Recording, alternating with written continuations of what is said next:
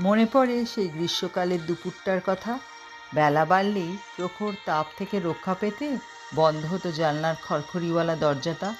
মাথার ওপর চলতো বনবন করে ঠান্ডা ফ্যানের হাওয়া, বাইরে বইতো তপ্ত হাওয়া, রোদে পুড়তো মাঠ ও পথটা।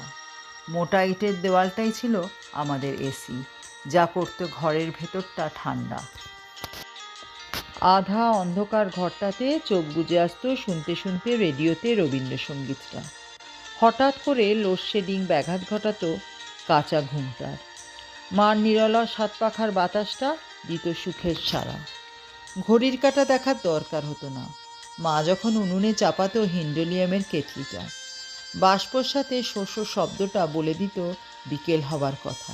আর আচমকা শেষ হতো গ্রীষ্মের ছোট্ট দুপুরের গল্পটা। আমার গ্রীষ্মের দুপুরের সাথে তোমরা কোনো সাদৃশ্য খুঁজে পেলে কিনা কমেন্ট বক্সে কিন্তু লিখতে ভুলো না।